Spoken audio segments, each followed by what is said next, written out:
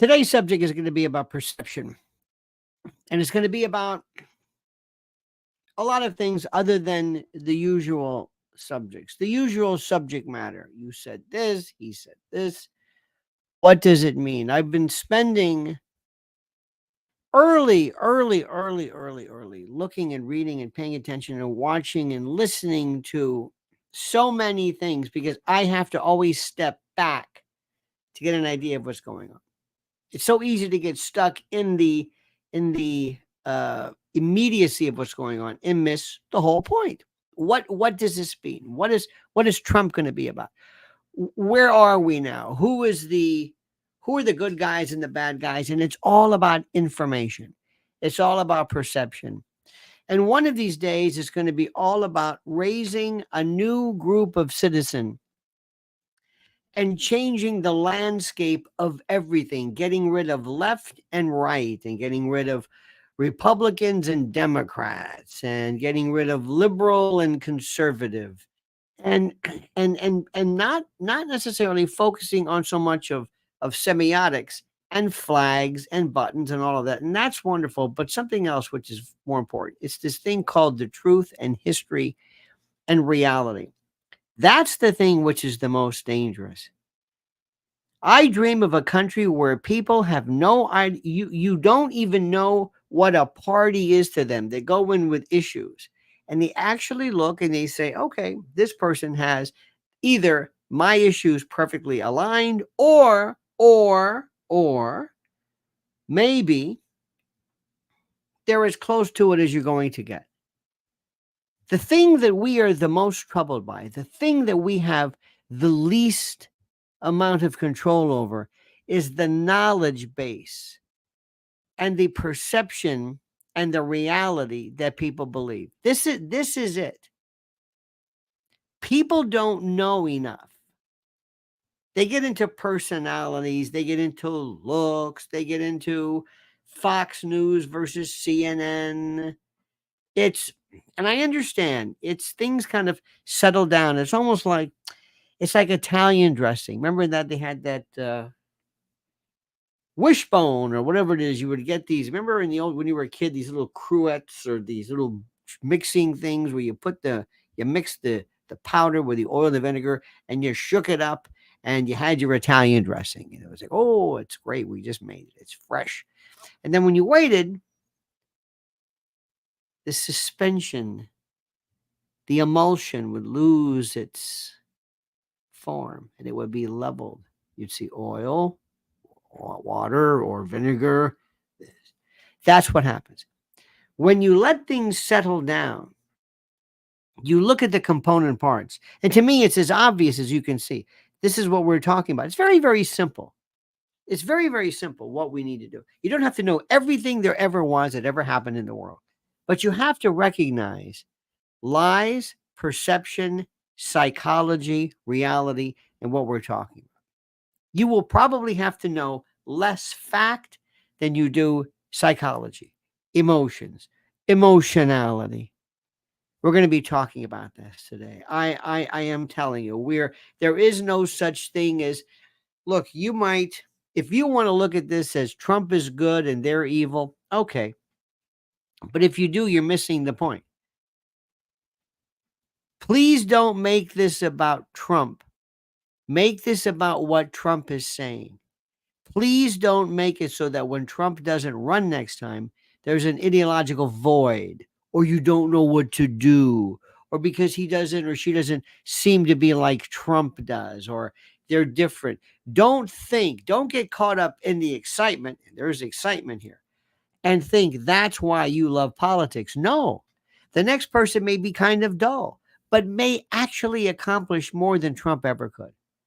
There's a lot about Trump that's great. A lot of it is not so great. He brings a lot of fire, a lot of heat, which I think hurt ultimately, but that's okay. I'll take him. There's no question about this. And rule number one is we have no choice. We are beyond any kind of, you want to talk about it doesn't matter.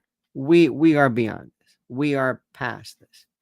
So my friends, welcome. Let me say, first of all, remember that tomorrow night, this is the last day to get Tickets to the cutting room, not day of. It's tomorrow night. I can't even begin to tell you how uh, how you've never seen a room full of people like this. You might have been to rallies.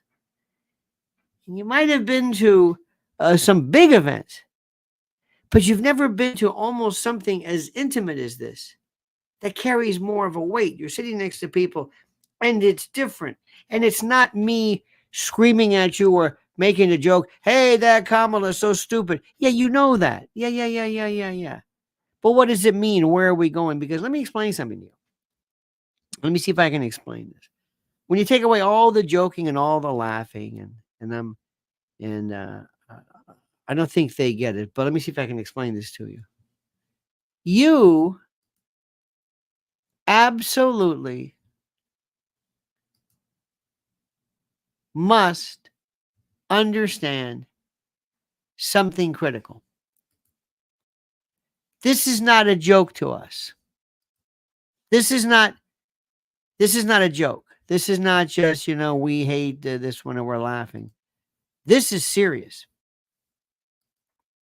We are very afraid. And we may not look like it, but the idea that there exists the possibility that this woman theoretically through some fluke that we won't even go that next step to even imagine it. It's beyond anything we can take. We may look calm, we may be happy, we may go to rallies and yay, but deep down inside, be not mistaken, we cannot believe that in our great country, it ever could exist where somebody this bad, and I don't mean bad in terms of ideology because we don't even know what her ideology is and what her theology is and whatever. But we cannot believe how somebody this bad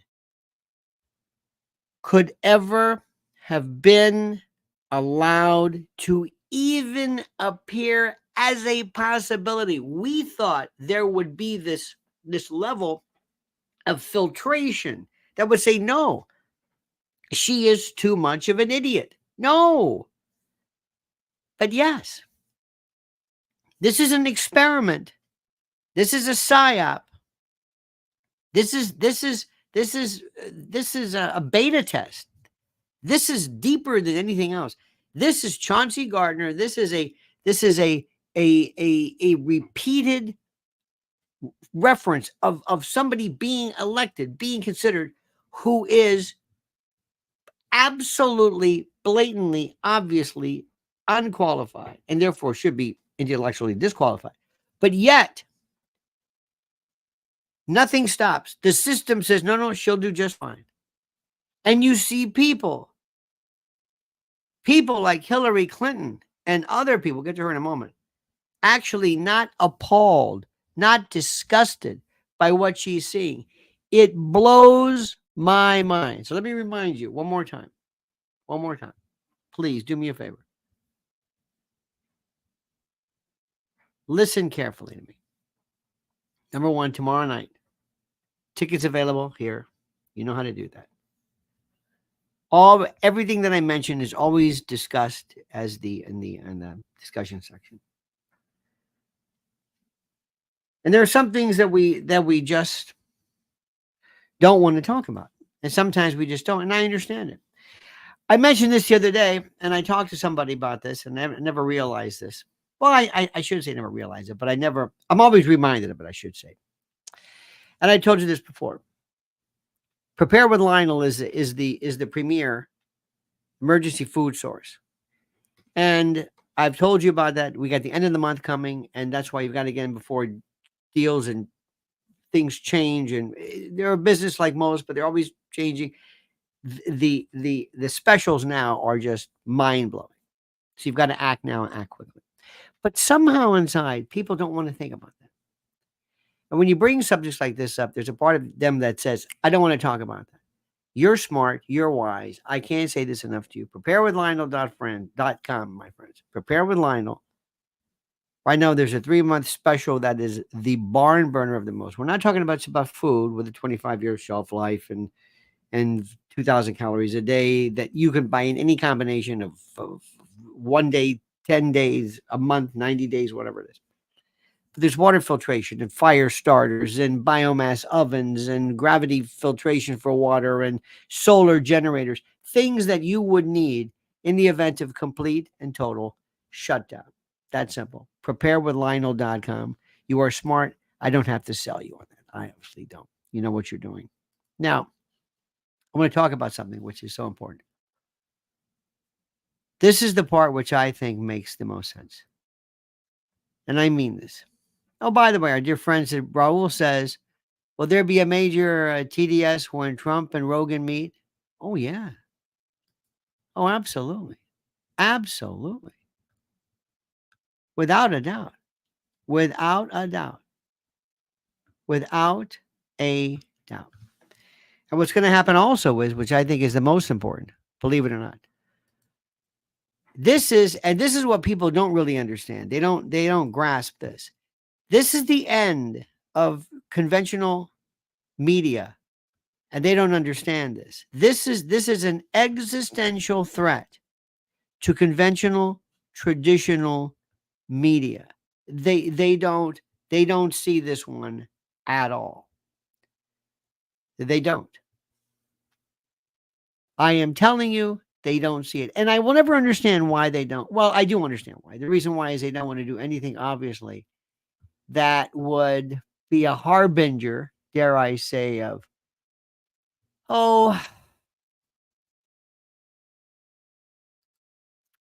something that would make them feel, I don't know, not understanding what is happening. Nobody wants to recognize that their system is over. Look, there was a time in the old days. Pick the sorry. Give an example. In the old days of professional wrestling, when territories went and lost their way to Vince McMahon, there was a real serious lapse from reality. People said, "No, people want territories. They don't want WW. No, wrestling has always been regional. And they did everything in their power to try to convince themselves that what they were doing was different. They really did. They couldn't. Nobody's ever going to admit we're done, we're through, we're over, we're finished. Nobody ever suggested or wanted to say, "Hey, disco's done, disco's over." No.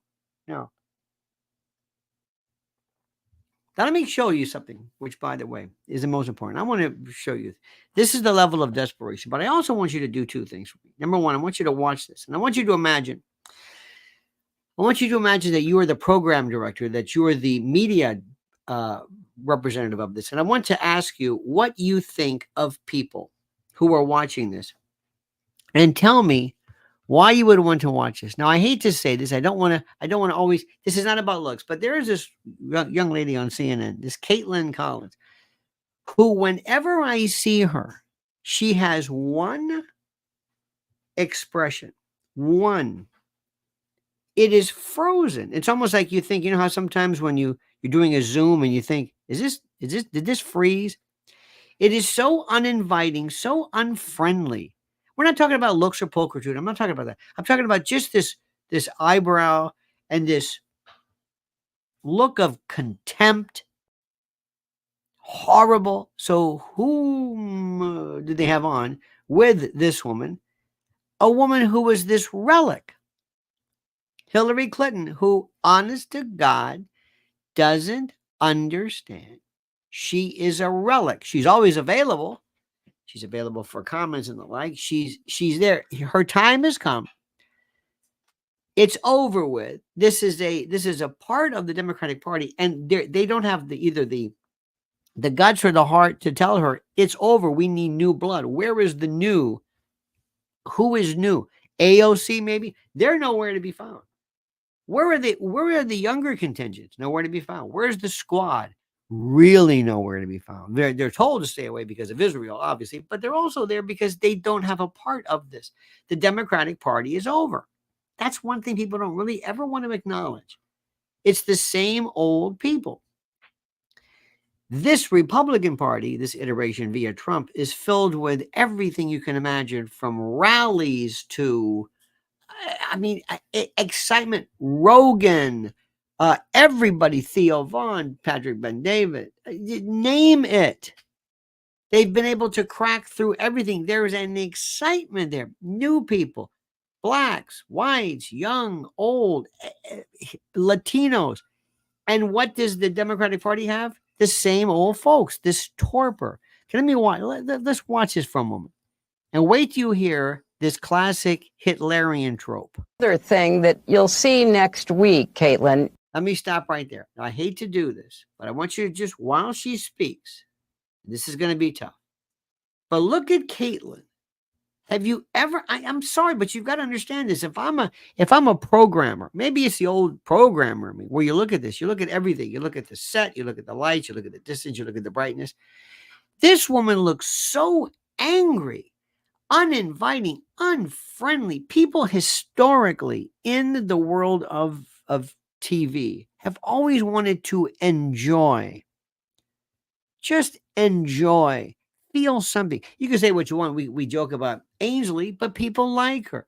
You always hear this about people on Fox. We like her. We like Gut Bucket, or I like Jesse Waters. Whether you do or not doesn't matter. But you hear that there's something there. I like judging. I like it. They try to connect something with you. It's old fashioned. It's this connectivity, and it's smart.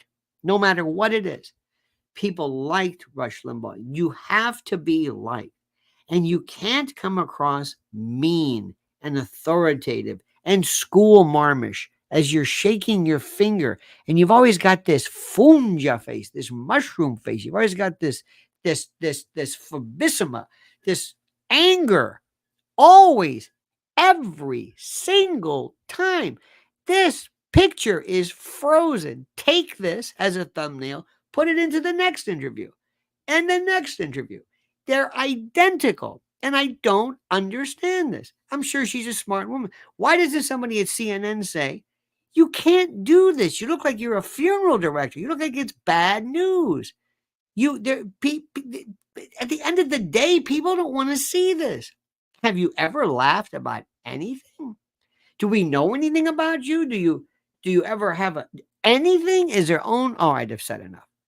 Now listen to this. Then to the right, you've got this harridan, this virago, this termagant, this harpy, this shrew. Here she goes again. Never won, burned out, sold out, loser every single time. And here she is trying to compare the idea that Trump appearing at Madison Square Garden is somehow Hitlerian, that it reminds her and others of Nazi rallies. Madison Square Garden, home to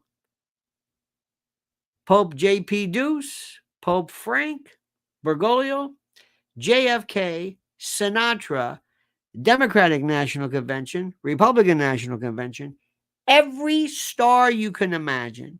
Everybody wants to play the Garden. Everybody always, Madison Square Garden, WWF, WWE. Everybody, Billy Joel, his residency. Madison Square Garden, the name of it. It is a mecca. Right there, 33rd and 8th. Boom, there it is. The Garden, the Garden. You know it, the Garden. I used to work at Two Penn Plaza with Rush Limbaugh on WABC on the 17th floor, within the Garden. So every time you went up or came down, any event, to be around Rangers fans, NBA fans, it was immersed. It was like something you've never seen before. It's the Mecca.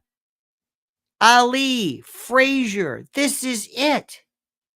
And yes, in 1939, there may have been some Bund meeting, but listen to this absolute message of desperation from this oven mitt fashionista. Is Trump actually reenacting the Madison Square Garden rally in 1939. I write about this in my book. Now look at old Caitlin, 1939. She's trying to convey some type of, she hasn't what, just as Hillary talks, just she doesn't move. President Franklin Roosevelt was appalled that neo-Nazis, fascists in America were lining up to essentially pledge their support for the kind of government that they were seeing in Germany. Yes, that's fine. But that has something to do with him. Now, here's where she makes, there were also Klan rallies. There were also rallies that were cross burnings across the country. I believe, who was it? Truman was a member of the Klan for a while. Was it Hugo Black too? There were other horrible. There was the draft, well, there was four, but the bonus riots. There was also these terrible moments of fighting in the street. Okay, what does this have to do with Trump? So I don't think we can ignore it. Now you hear this connection? Do you hear the jug? Now look at it the whole time. Did you catch? Now let me show you something right here. I want you to look at this. Look at the face the whole time. Look at her. Look at Caitlin's face. Look, I'm moving. Look at this. She doesn't move. Look at her head.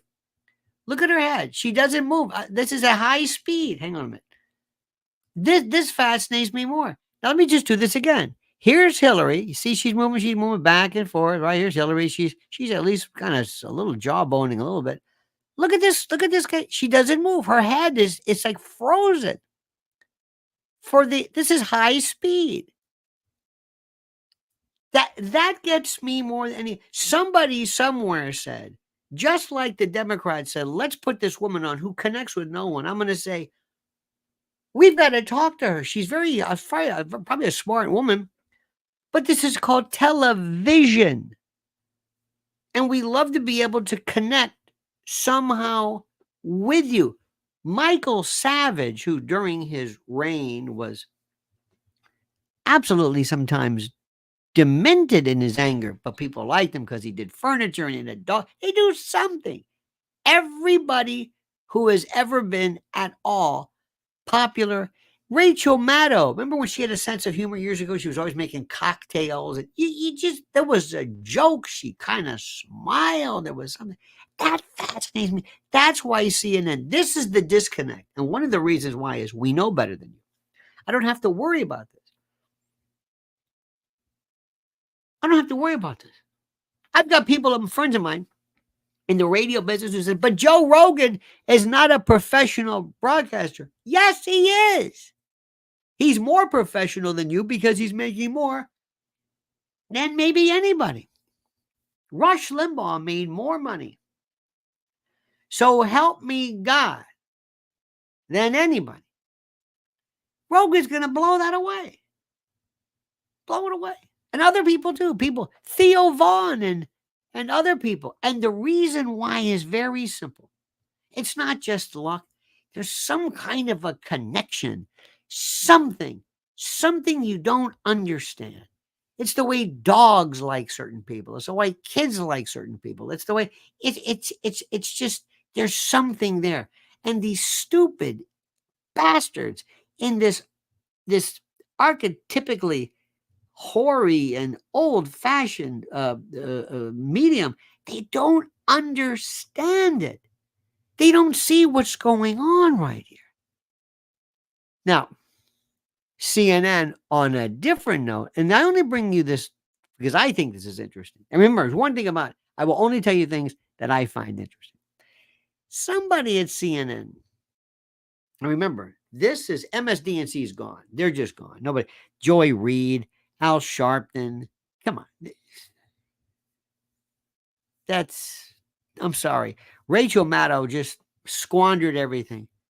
She got too big for her britches. She writes these obscure books nobody cares about. She's there like once a week. She doesn't care. Just doesn't care. She's there by default. Rachel Maddow is that star that burned out years ago, and you think you still see it, but the light hasn't hit you yet. She's not there anymore. And it's very interesting. They really need somebody new. They really need to bring people new, and that's what we're doing. We have those folks. Oh my God. I remember one thing too. Alex Jones is not out yet. Alex needs to work on a lot of stuff. He needs to lose a lot of weight for his own health. He's got to tone it down, but he is not going anywhere. Believe me when I tell you that. That's what I think Elon and others are saying. Don't worry, we got you covered. Don't worry about that. We'll see about that. All right. Now, but CNN is this guy named David Zaslav. Zaslav is a discovery group or channel, whatever it is, and they're basically, they want to get rid of CNN. Somebody said, you better start giving people something to look at. And this fellow doesn't want to answer a question. Now watch this. This is so interesting. This is a compilation of their, again, this might be sort of really a waste of time because everybody's watching this, but I do find the information interesting. When she doesn't want to answer a question, her habit is to kind of go to word salad city, and she did that on a couple of answers. One was on Israel. Anderson asked a direct question, would you be stronger on Israel than Trump? And now, Axelrod is the grand old man of the Democratic Party. He is as serious as it gets. And when he's saying this, that's different than, I'll tell you the guy who's a waste of time is Carville, because Carville is just a joke. Axelrod is Obama's guy, and he is way up in the party. And there was a 7-minute answer, but none of it related to the question he was asking. She doesn't have to be flawless. This guy's fantastic. This, I forget his name. He is excellent. But she has to give you something. I mean, she's like a true double threat. Scott she's Jennings. Terrible on her feet when she gets unexpected questions. And simultaneously, she can't even answer the expected questions. It's nothing, nothing, nothing. You'd think she'd be prepared to do this by now. You know, what's a mistake you've made? Nothing. What's a weakness you have? Nothing. What's the first law you want to pass? Nothing. What's a policy difference between you and Joe Biden? Nothing. Over and over and over. Empty, empty, empty. If she were an animal, she'd be a duck-billed platitude. But look, it's a total world. That is so funny. Focused a lot more on Donald Trump, I think it's fair to say, than she did on many specifics in terms of what she would do. This is CNN telling you this. Let me just remind you. For it to break that blood-brain barrier, it's serious. As president, but she did. And they've also been given the okay to say it. Had somebody had the shadow government overlord said, anybody who says anything about her and you will never work another day, believe me, it would have changed. Somebody said, go ahead, you can say this. Go into some of her plans for small businesses. Well, I'll just tell you what I'm hearing from people who I have been talking to, and that is that if her goal was to close the deal, they're not sure she did that. And, you know, some people have asked, is she being held to a different standard? Maybe, but that's maybe the world that she's living in. And on the question of who she is, people are understanding that a little bit more, but what she will do, the question about her legislative priorities, name one, there wasn't one. I think that the word salad stuff gets on my nerves. Now, this guy, by the way, there's more dirt on this guy than you can imagine. This guy he's just there. He's just here for the beer. Take what he says, cum grano salis, with a grain of salt. This guy also remember, he was connected with the Kardashian. I mean, Van Jones is, but it's interesting. He represents, it's not so much what he says, it's the fact that somebody said, go ahead, you can say this. I think that some of the evasions are not necessary, but when she's talking about trying to get you a house, I believe her. Mm-hmm. $25,000 little down payment help is going to raise the price of the house by $25,000. This is the most stupid thing I've ever heard in my life. Kamala Harris participated in a one-person debate last night, and she lost. Okay, she was asked direct questions, and she provided very circular answers. My colleagues Van Jones and David Axelrod and others noted that, you know, she provided word salad answers. And, you know, I like these ones too. Don't move your head. Just smile. Just smile. Put this on your reel and hope to God CNN lasts by the end of the year. Anderson would ask her specifically direct questions, and Don't she didn't move. provide an answer to them. She, Frozen. Anderson asked the best question all night. Why didn't you do this 4 years ago? Why? No, that's not the best question. That's the question everybody's been asking since this thing started, by the way. But thanks for noticing. Haven't you been doing this? 10-minute answer, didn't answer the question. So what she did last night, I don't think helped her cause at all. And I'm going to say something right now. Men, let's bring back the tie. Let's bring back the tie. When I'm looking at pictures of people and I'm thinking about maybe a knee surgeon, or maybe I'm looking at somebody who wrote a book, there's nothing cool about having the open collar. That's done. Okay? Bring back the tie. Trust me, this looks sloppy. I think people are looking for, how are you going to, you heard the one woman, how are you going to make my life better? That wasn't provided. Donald Trump bad is not going to get you to the White House. I hate to break it to her. Now, that's true. That's true. Now, remember, this is what other people, they're saying this. Not Jesse Waters, not Mark Levin, or no, CNN is saying this. This is why this is important. But more importantly to that, they've been told it's okay to say this. It's all right. We don't mind, so to speak. Now, there's more of this. This is also how they let these folks and these questions in. I'll never know. Do you bring to the table, and how do you plan to overcome them while you're in office? Now, look at this guy. She's probably looking at him. She says, wait a minute. This guy's one of us. Why is he asking me this? Why is he asking me this question? And I'm going to say one more thing. I know you don't want to wear a tie, but there's something about a t-shirt that's showing that just makes me think like, what is this? What is this, a bowling alley? That's a great question, Joe. Well, I am certainly not perfect. So let's start there. See, she, for the longest time, this is how she got Willie. This is how she got Montel.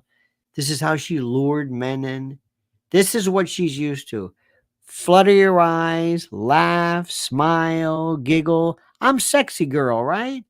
Yeah, right? No, not really. No, I'm a sexy girl. No, you're not. Yes, I am. No, you're not. No, you're not. All her life, she's gotten away with it. She thought that this was just, and nobody either realized or nobody cared. And I think that perhaps a weakness, some would say, but I actually think it's a strength, is I really do value having a team of very smart people around me who... Because I'm not smart. Because I don't know what I'm doing. Who bring to my decision-making process different perspectives. What's your weakness? What's your weakness? That's the question. Answer my question. What's the weakness? My team will tell you, I am constantly saying, let's kick the tire on that. That's because I don't know what I'm doing. Now, why? What is your weakness? Answer the question. What is your weakness? Kick the tires on it. Is there something you can point to in your life, political life or in your life in the last 4 years, that you think is a mistake that you have learned from? Look at this. Look at this. Look at this. Now everybody loves humility, but nobody wants to hear mistakes. I make mistakes all the time. No. Like if you ask your orthopedic surgeon, what's the biggest mistake you ever made? Well, I left a forceps in there. Well, that's not good. That's not a good mistake. One of them is for example, explaining more to the patient. Oh, that's nice. Your shortcoming is an aspirational. When somebody asks you, what's your weakness? Tell them something that you want to do better. My weakness, explaining to people better. Understanding that when a person goes to a doctor, that they're afraid. Hey, I like this guy. That's not a weakness. That's empathy. He gets it. He wants to, I like this guy. He wants to be better at this. See, that's the way you answer it. When they say, what's your weakness? My weakness? Never thinking I'm doing enough. Never thinking I'm doing enough. Trying to be a better person. Oh my God. I mean, we live in a world where people say, I'm a sinner. I'm a sinner. Be humble. This is the easiest question in the world. The easiest. You answer it by taking what people want to hear and making that your weakness. But I digress. I mean, I've made many mistakes. Yeah. Name one. And they range from, if you've ever parented a child, You've never parented. Your daughter is almost 40 years old, who walks around, who looks like a hunger camp escapee with bad tats and cataract glasses, who's a model. You've never parented anything. You've never prosecuted. You've never parented. I don't know what the hell you're talking about. You make lots of mistakes too. In my role as vice president, I've probably worked very hard at making sure that I am well versed on issues, and I think that is very important. That was a mistake. They ask you, what was your mistake? And you said, I was vice president. I work on the issues. So you don't even understand the question. Your mistake is trying to answer this question. Mistake not to be well versed on an issue and feel compelled to answer a question. Like now. Oh, that was a good one. Did you hear this one? Listen to this. Making sure that I am well versed on issues, and I think that is very important. It's a mistake not to be well versed on an issue and feel compelled to answer a question. Like you're doing in the White House for 4 years. You were vice president, not the president. But why wasn't any of that done for the last 4 years? This is what everybody's been asking. Well, there was a lot that was done, but there's more to do, Anderson. No, that's not the question. That's, and you know what the answer is? The answer is, Anderson, as you know, I'm the vice president. And we take a lot of credit for things, but I can't tell the president what to do. I'm not throwing him under the bus, but very frankly, I'm not the president. I want to be the president now, so I can do these things. But I was the vice president. Secretary of State was there too. He didn't do anything. And I'm pointing out things that need to be done, that haven't been done, but need to be done. So why? Thank you, Eric. And you're absolutely right. You know it. I know it. I think most Americans know it. Price of groceries is still too high. This is a one too. By the way, she says price gouging. I think I told you this. Here in New York, we have a fellow who I hope runs for mayor. I hope anybody runs for mayor. But he's a fine man. His name is John Katzimatidis. He owns a slew of grocery stores. And he said, very specifically, that the profit margin on most grocers is like 1%. There's no gouging. There's no price gouging. It's inflation. And she can't answer what inflation is all about. I may not be quick to have the answer as soon as you ask it about a specific policy issue sometimes, because I'm going to want to research it. Wait a minute. You're going to have to research the question? You're telling me that if I ask you about something you've done for the past 4 years, you're not going to answer my question because you have to research it? Research it to find out what you've done? I want to study it. You want to study my question? So if Xi Jinping or Putin, somebody asks you a question, you're going to say, I got to get back with you. Why? I had to study this. I don't understand what you're talking about. I'm kind of a nerd sometimes. No, you're a dumbass. There's a difference. A nerd, a wonk, somebody who really immerses themselves into the fine-tuned microstructures. You know what I mean? The interstitial goings on of a process. See, that's a nerd. That's a good nerd. That's a nerd I like. That's good. You're a dumbass. That's a big difference. I confess. 2022, 2023, there were record border crossings. Your administration took hundreds of executive actions. It didn't stem the flow. Numbers kept going up. Finally, in 2024, just in June, 3 weeks before the first presidential debate with Joe Biden, you institute executive actions that had a dramatic impact, really shut down people crossing over. Why didn't your administration do that in 2022, 2023? Great. First of all, you're exactly right, Anderson. And as of today, we have cut the flow of immigration by over half. In fact, the numbers I saw most recently, illegal immigration But if is it was low. that easy with that executive action, why not do it in 2022, 2023? Because we were working with Congress and hoping that actually we could have a long-term fix to the problem. No, you could do it. You could do it immediately. And Trump did this. And the first thing you did, and that guy, that incontinent rube, was basically out or reversing the various processes instead of a short-term fix. You couldn't have done one and both at the same time? Well, here's the thing.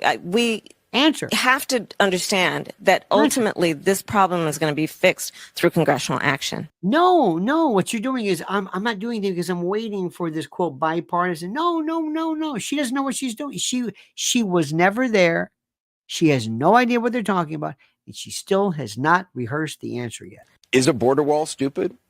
Well, let's talk about Donald Trump and that border wall. That's not the question. Answer the question. Look at her laughing. You notice there's nobody laughing. It's when she's in a crowd and she's laughing and you hear a lot of noise, ambient noise, you think like, well, maybe they think it's funny. But when you're in a very serious sound studio or set, there's nobody laughing. It makes the vacuity and the vapidity of the cachinnation seem all the more troublesome. So remember, Donald Trump said Mexico would pay for it? No, but look at that. Come on. They didn't.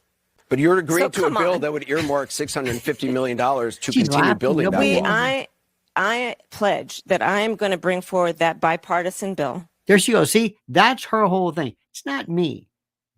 It's the bipartisan bill. You know what this bipartisan bill was? It basically takes everything, all of the standards, all of the entry level numbers, and keep them exactly as is, granting more amnesty and putting more quote border officers, not to prevent crossings, but to help in the processing of illegals. See, this is what she doesn't tell you. Let's just fix the problem. To fix the problem, you're doing this compromise bill. It does call for $650 million that was earmarked under Trump to actually still go to build the wall. I am not afraid of good ideas where they occur. So you don't think it's stupid anymore? I think what he did and how he did it did not make much sense because he actually didn't do much of anything. I just talked about that wall, right? We just talked about it. He didn't actually do much of anything. But you do want to build some wall. I want to strengthen our border. See, she won't do it. He won. She answered the question. She answered the question.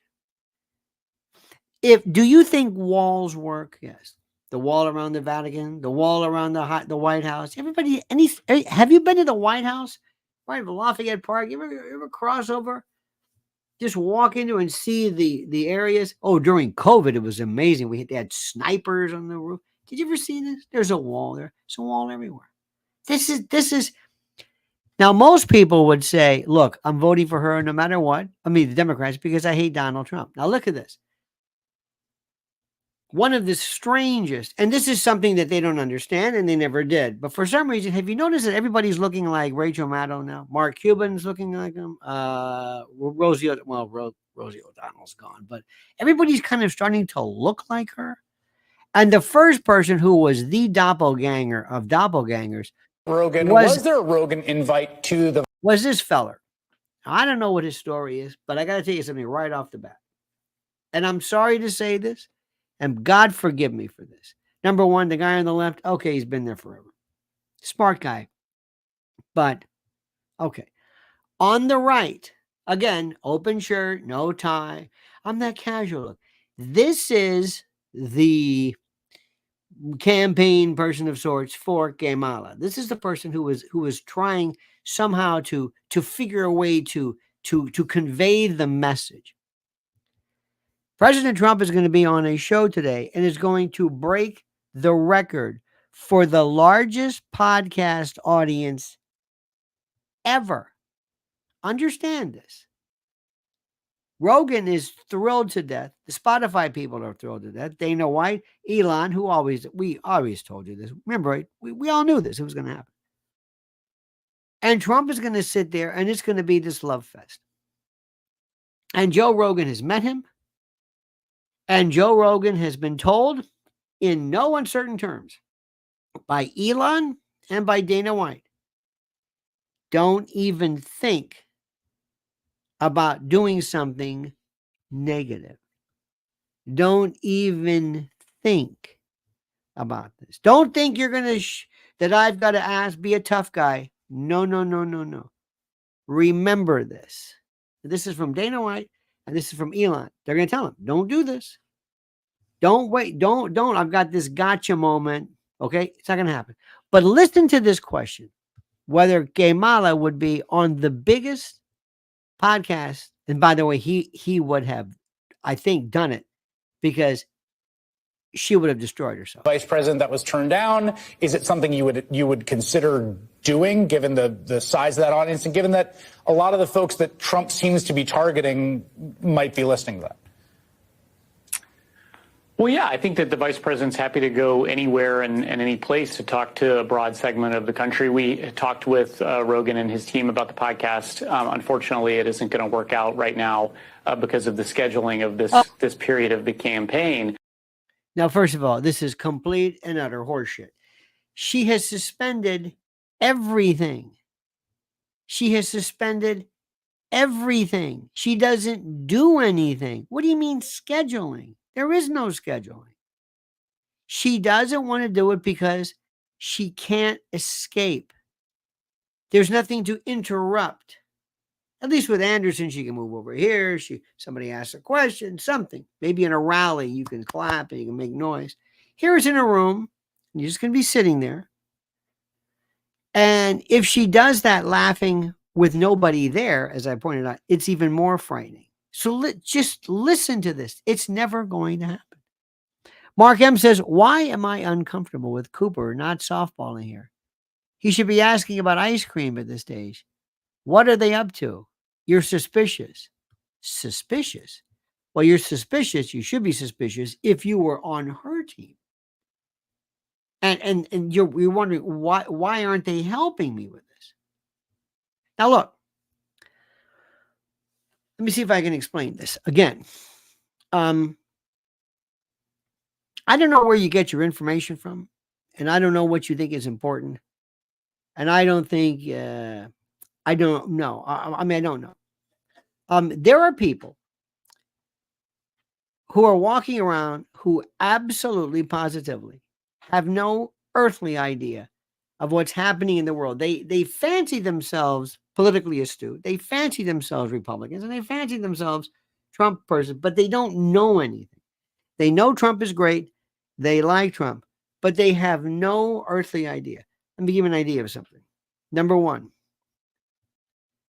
this week with BRICS in Kazan is so huge. I'm just watching. There's your YouTube, and then there's my YouTube. And what I watch and what a lot of other people watch, I think. And from my version of it, I am overwhelmed with what's happening. It is the most incredible thing I've ever seen in my life. And yet people don't know about this.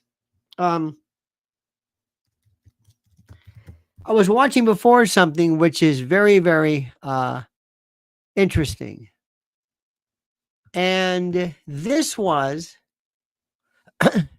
a case, and I watched this, and many, many people were, and I guarantee you're not paying any attention, or not you. I shouldn't say that. But there was a journalist by the name of Jeremy Lofredo, and he works for the Gray Zone, and this is Max Blumenthal and Aaron Mate and others. He's an American citizen who was captured, held, not hostage, but imprisoned, jailed, detained by Israeli forces. And he was facing a life, I don't know if they call him a felony, but a charge, in essence, that could have landed him in prison for life by reporting on what's happening in Gaza or the West Bank. He was held in solitary confinement. He was given like 2 cups of water, a little container of chocolate pudding. He had somebody from, this is his words. I was watching this today, and I can't believe what I'm saying. The embassy sent over somebody to deal with him, and it was a woman who had an accent who said, "Why don't you love Israel?" This is an American citizen. This is an American citizen merely reporting with others what's going on here. Journalism, as we know it, is under attack.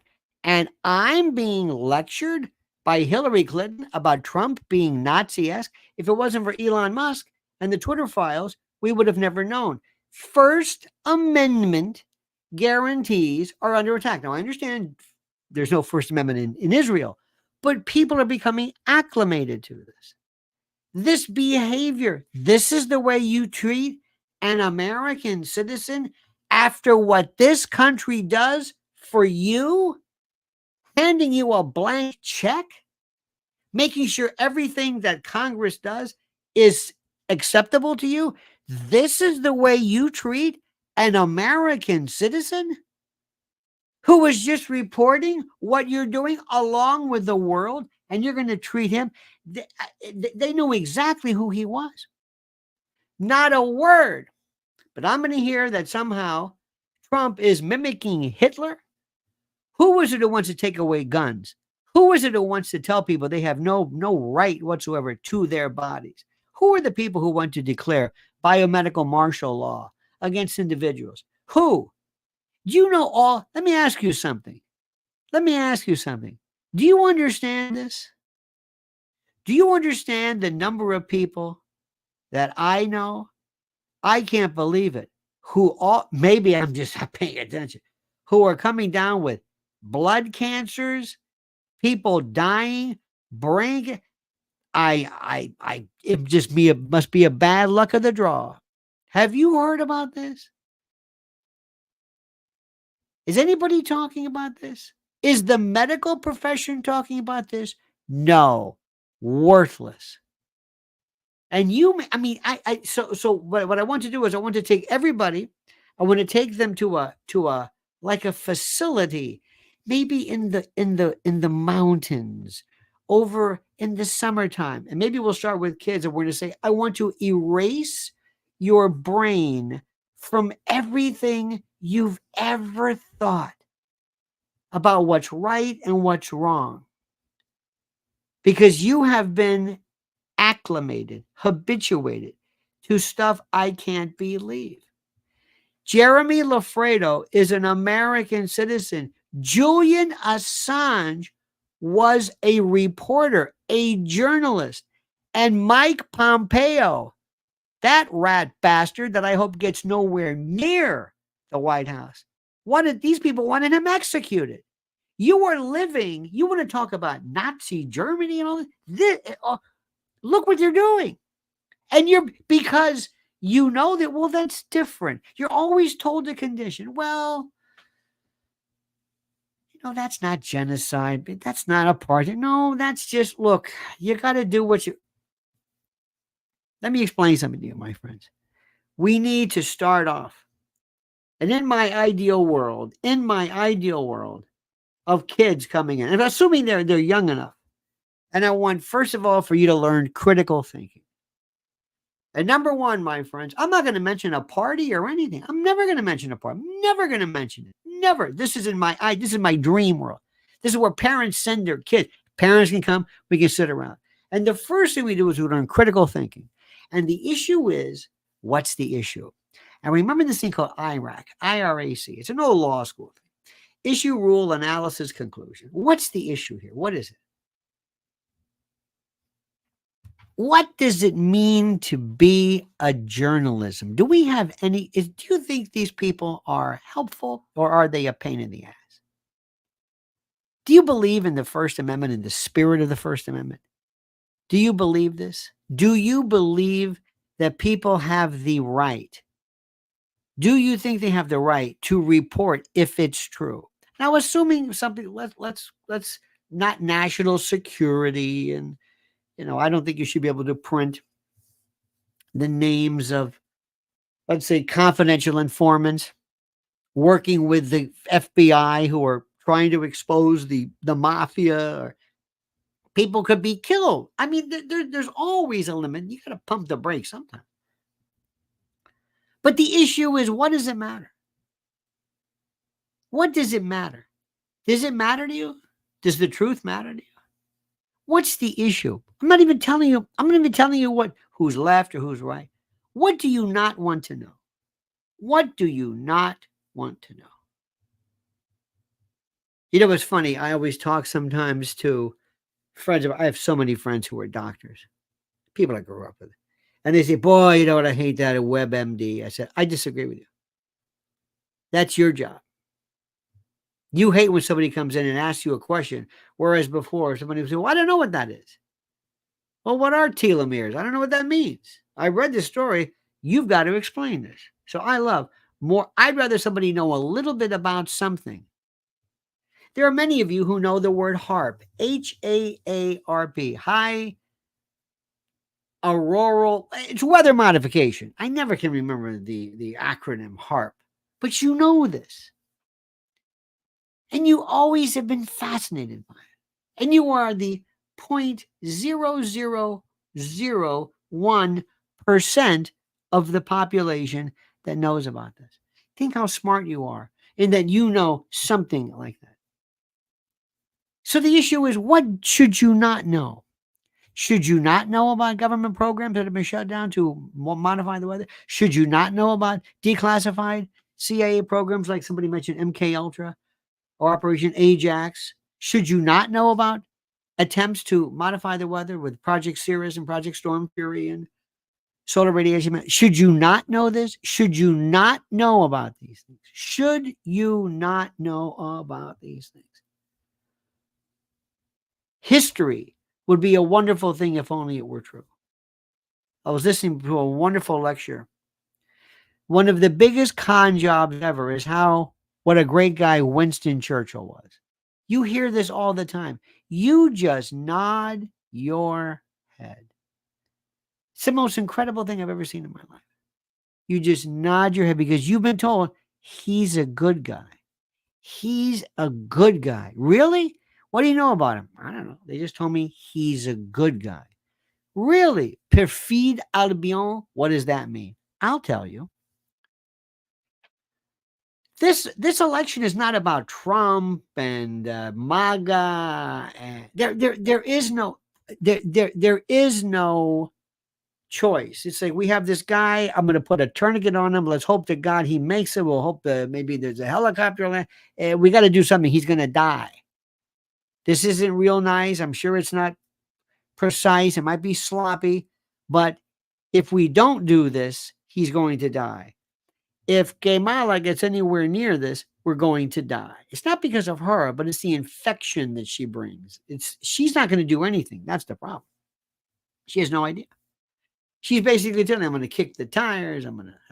They're going to hand her a pen. They're going to say, you sign this.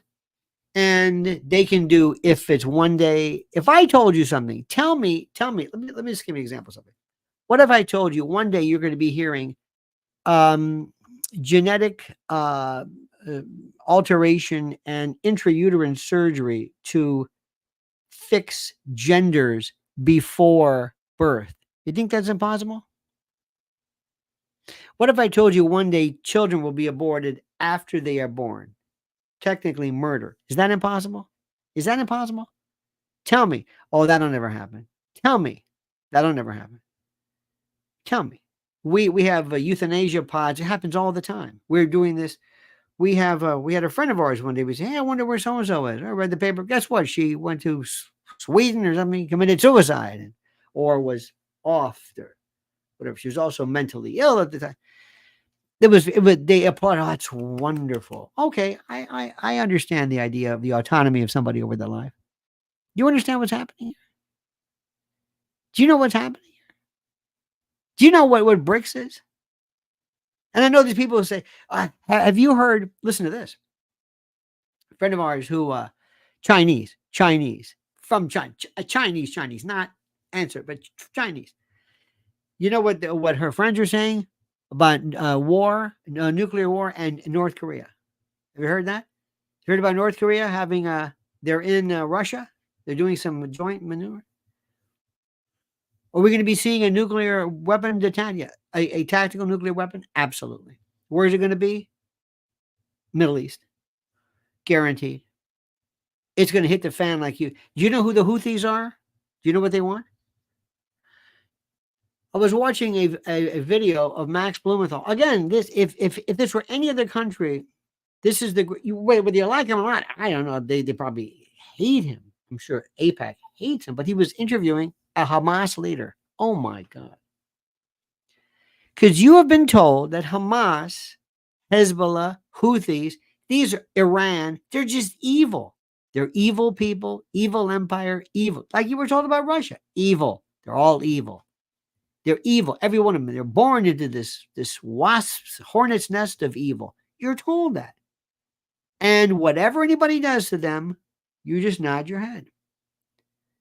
And they tell you, now, listen, don't worry. You're going to see some terrible pictures of kids, and it might be an apartment complex. It might be a whole, it might, you're going to see picture after picture of dead, limp, kind of ragdoll kids covered in pyroclastic dust and blood. And their parents are going to be crying, and they're going to stack these kids one on top of another inside them. But listen, don't feel bad about that. It's their fault. All they have to do is, and then you go through a litany, give over the hostages, denounce Hamas, something like that. You'll be told, and you say, okay, and you'll move on. That's it. And people always ask, how did Germany, how did these people, the land, and I know sometimes it's Austria and Bavaria, but how did the land, the part of the world that gave us Goethe and Freud and all these incredible Mozart, how did this extremely cultured group of people give us this horrible they look the other way. What was that again? How did these people, how did they look the other way? How? What about Vietnam? Bruh, have a great show tomorrow, literally. Thank you, Andy. I appreciate that, bruh. Literally.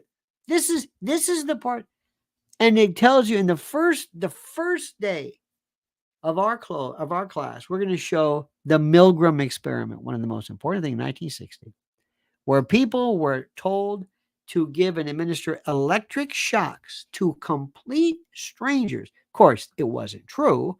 They thought they were, but that was a part of the experiment. If they were ordered to do so, please continue. Stop it. It hurts. Please continue. People were not answering. Please look it up. I'm not going to explain the whole thing to you. People were not answering, meaning they were unconscious. And these little old ladies were coming in and zapping people.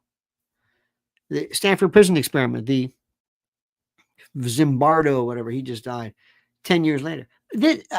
Humans are capable of doing the most brutal thing in the world.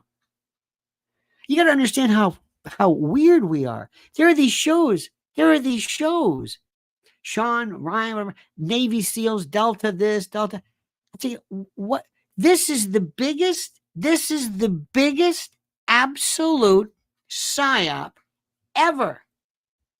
This is intel and military glorifying and making cool the military, wonderful people whose sole job is to go and kill people they're told to kill. And it's cool again. Wow, this guy with the beard and the cats. Ooh, this is great.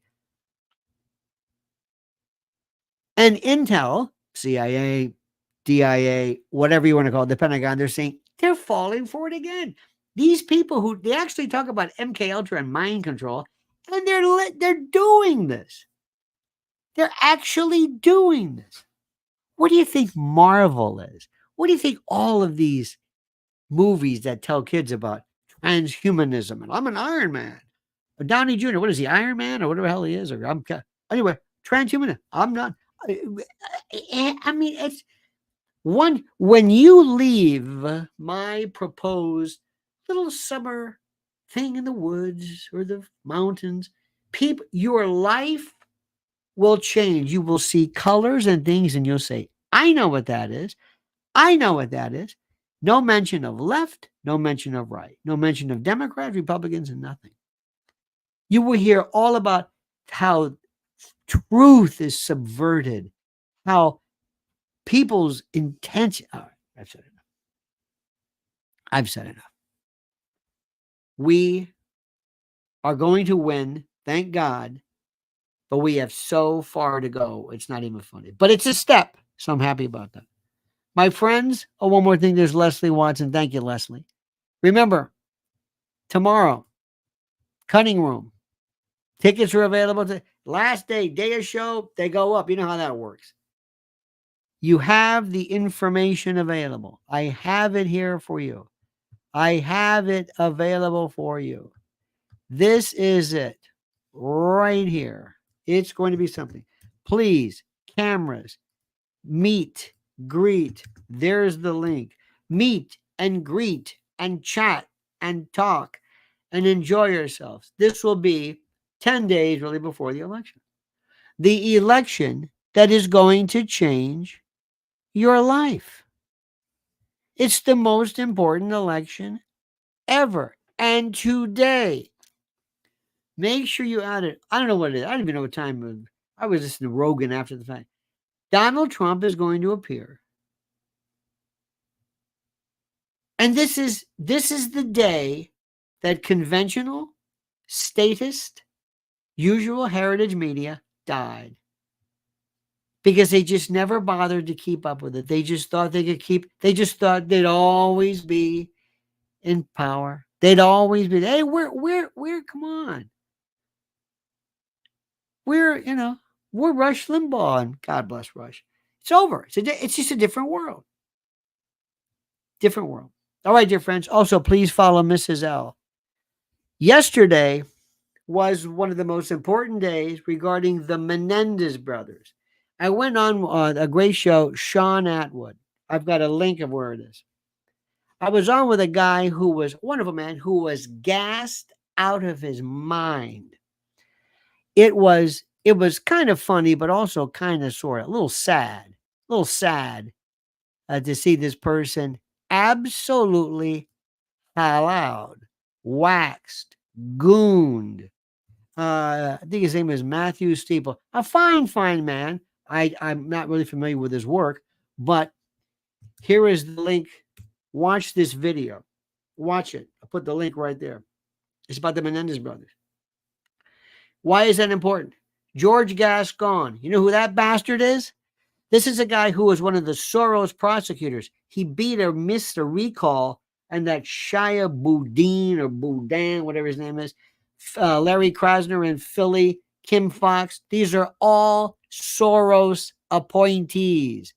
All of them. And this rat bastard, all of a sudden, because he's 30 points behind, says, hey, I'm gonna now all of a sudden decide to resentence, or to ask the judge to resentence the Menendez brothers as regular murder, not murder without the possibility of parole, but to resentence them.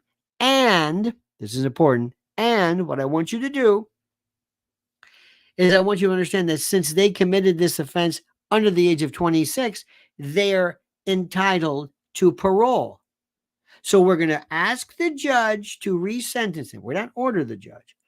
And then have the parole people come in, because this ballless wimp doesn't have the guts to say, I'm doing it. I'm going to reopen the case or ask the judge, and we're going to drop it. Credit for time served. That's it. No probation, no nothing. Maybe a little halfway house to make sure they're not, skitzed out of their mind, having been, incarcerated for. Sometimes halfway houses actually benefit the releasee, because you don't want to just dump them into the real world. But that's what he wants to do. He didn't do that. And also that other rat bastard, Gavin Newsom, he could have commuted the sentence the whole time. He didn't do it, and this guy doesn't do it, and everybody's clapping. Clapping for what? But here's the best thing. Those two kids killed their parents, blew their heads off with a shotgun, ran out of shells, went out to the car to finish off mom. And they're a bunch of punks, and they were spending money like mad, but they were abused. And they were abused over a period of time. And in 1989, nobody wanted to hear it. Their first case was a mistrial, because they let in evidence of how, remember Leslie Abramson, the woman with the kinky hair, or those that hair, kind of had that Corinne Jean-Pierre, that look. Anyway, they were it was a hung jury. When they retried him, the judge says, oh, you're not going to bring that evidence in. This time they were convicted. It's a huge case. Watch Mrs. L's take on it. Lynn's Warriors. Go now and watch her video. Watch. It's important. Very, very critical. Watch this. It's an incredible call. It's it's important. It's an issue because they're not guilty. And it's not manslaughter. It wasn't negligence. It was deliberate first-degree murder. I'm planning to do it. But why did I plan to do it?